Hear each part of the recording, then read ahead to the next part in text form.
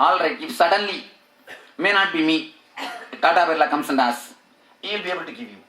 Then what will you decide? There's no need to decide because after enlightenment you will have all these things.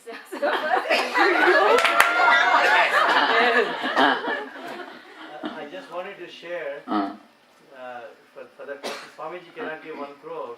Just for an example, Swamiji stayed in a hotel in Los Angeles. At the time that hotel was bought by the people who bought it, was only about $6 million or something in that ballpark. And now there are multiple people are bidding, and the bid is going higher and higher, and they're getting 2.5 times more than what they would have gotten if they would have sold. So just the presence of Swamiji and his footing on that hotel itself has gone so many 2-3 times more. And I heard that not this side building or that side building, only that building. Only that. I heard about that. This side building also not raised, price is not raised. That side building also not raised. Only that building price has been hiked suddenly. I heard about that. They told me. Anyhow, all right. If suddenly Tata Birla comes and says, what will you decide? I'll still stick with you, Swamiji. Honestly, yes. All right. Whomsoever, I think you can test yourself. There is no need to tell others. You can test yourself. Really, it comes. What will I do? Because I tell you honestly, really it is going to come. Before the enlightenment happens to you, you will be tested with all the pleasures. You will be showered, all the pleasures will be showered on you. Everything will be showered on you. Whatever you ask for will be showered on you, so that you will forget the enlightenment. Even in those moments, Master takes care. Yes, Ananda Bhairava something?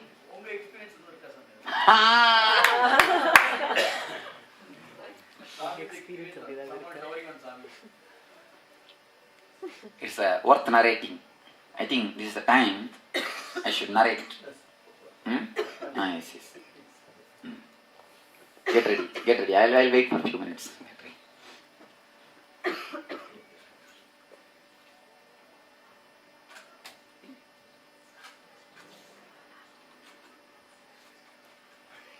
Let me explain the scene, the whole scene by scene, how it happened. Okay? First, 1 week ago, my enlightenment, 1 week ahead of my enlightenment, I have fallen in a very deep depression. Deep depression means unimaginable depression. It's the, I think I have narrated already once or twice, but let me narrate so that the others will understand. It is maybe the December 24th, 25th, the Christmas Eve. It's a Christmas Eve. The Christmas Eve is very important for Ramakrishna's disciples, because the Ramakrishna's disciples, many of them have become enlightened on Christmas Eve. On that day, tomorrow morning Christmas means today evening. Many have become enlightened and many have had some experience. So I remembered that incident, and suddenly I felt, actually what is missing? What I have not done, that still the enlightenment is not happening to me. The thought went so deep. At one time, I started thinking, maybe the whole idea is just a lie. There is nothing called enlightenment happens. It is just the lies again and again told by the few fools. Actually, that is what I thought. Maybe the Krishna started and Chaitanya continued, Meera continued.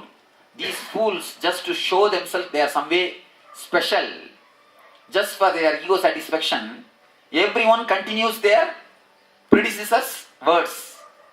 I thought it may be a regular, clean, arranged conspiracy against the humanity. This is the very thought I had. Maybe one by one they are following each other. If somebody wants themselves special, immediately they say, I am also become enlightened like them. And they all follow the whole way of life. And the next guy comes and he declares and he takes over and supports the whole idea of Ramakrishna, whole idea of Ramana Maharshi. Maybe this is just whole thing, a faith or belief or illusion carried generations after generations.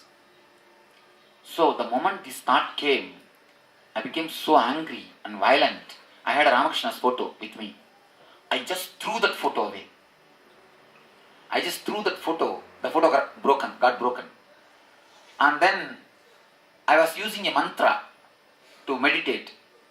In the anger, I just threw that mantra and my Japamala into the Narmada river. You may ask, how did I throw the mantra?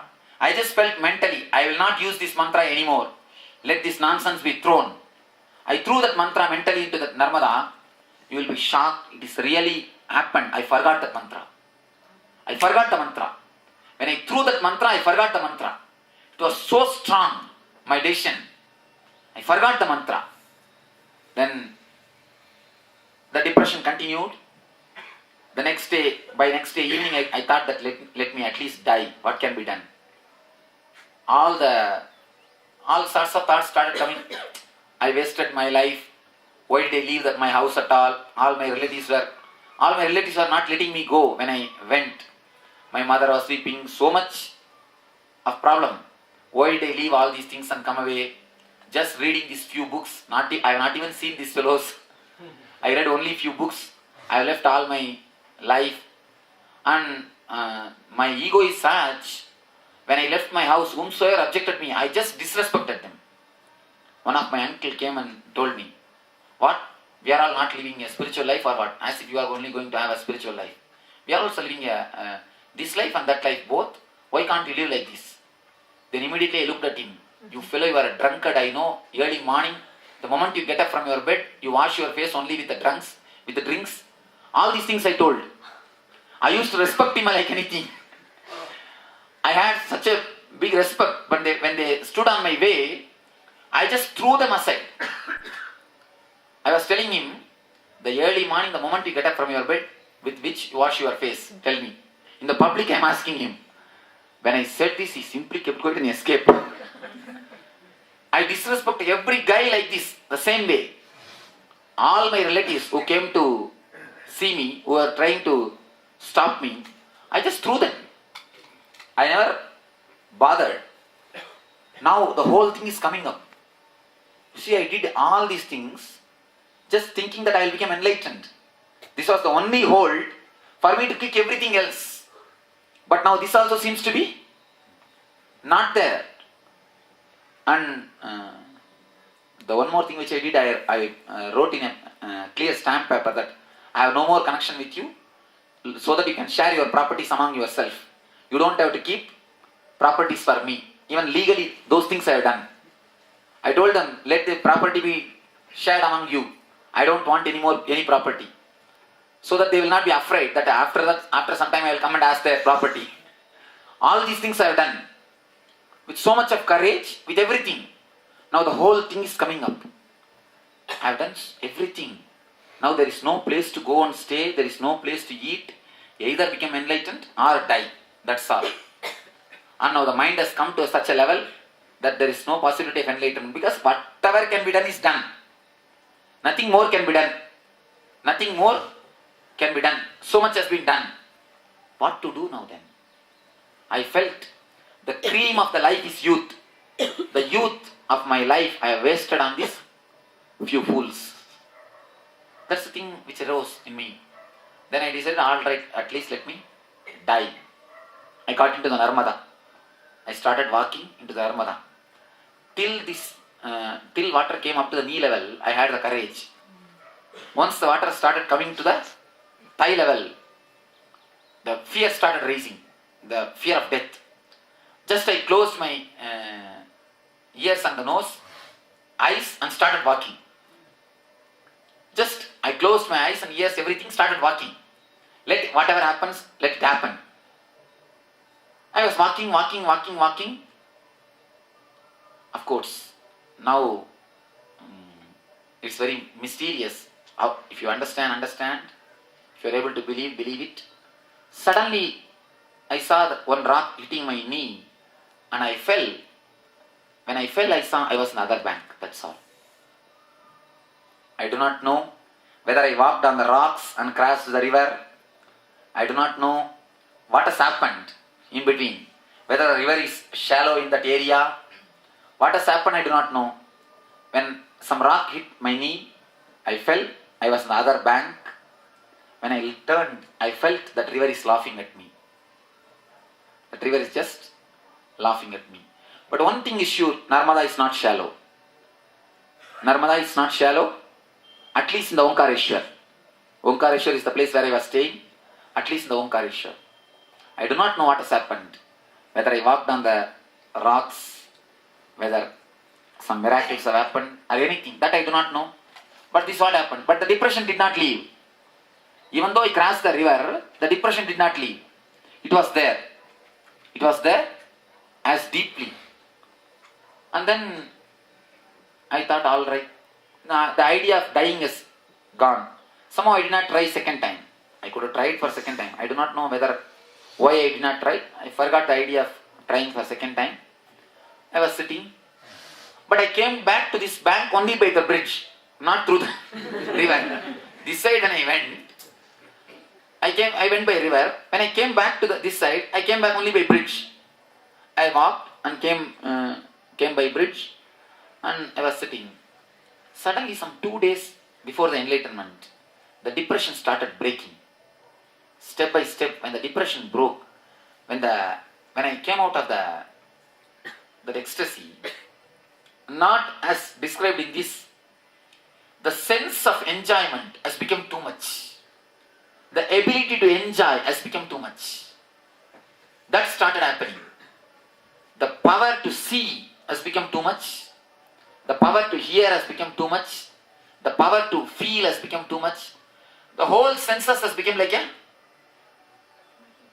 just energy. I started feeling too much of ecstasy, joyful, and mind was deciding to stay in that same state. The other side mind is saying, no, don't stay in this, it is not ultimate. One side mind is telling to stay in the same state. The other side mind is telling, no, it is not permanent. Third side mind is arguing, already you left lot of pleasure. What did you achieve? Except the depression. At least now you hold on to this pleasure. The whole thing is happening. And I lost the ability to decide. That is the beauty. I have lost the ability to choose. Among these three, which side should I support? The ability itself is not there. I have lost it. And slowly I saw automatically the pleasure idea is going away. And 2000 January 1st, around 11:45, something is slowly dripping, slowly started drowning into the ocean. Around after the 11:45, maybe it is half an hour or 45 minutes, the whole thing got drowned. That's all. Night. January 1st, 11:45. Around that time it started sinking. It started drowning. Maybe half an hour, it must have taken half an hour or 45 minutes. Whole thing drowned. But as I was telling you, the decision making capacity was lost. That time I didn't have the decision making power. Whether to choose the pleasures or to choose the enlightenment. The capacity itself was lost. I do not know how I chose the enlightenment instead of pleasures. Later on when I scanned, after the settling into the body, when I scanned, I understood one thing. Already I have decided many times to throw away the pleasures. The same attitude that protected me as a guide. You understand? The attitude of throwing away the pleasures, the attitude of choosing the nitya, that was there like a guiding light in the time of difficulty. So that guided me into the choice of enlightenment instead of choosing the pleasure. Actually, that is the time where your logic totally stops. The pleasure will be so much, the ecstasy will be so much, you will not even be able to decide. suffering or the pleasure, if it becomes too much, your logic will lose its space. Your logic cannot have its space. In my case, nobody came and tempted me, but the sense of ecstasy has become too much. Sense of pleasure has become too much. Slowly, automatically, the mind moved towards the meditation instead of staying in the pleasure state. Ananda Bhairava, understood? I think first time I am narrating this experience.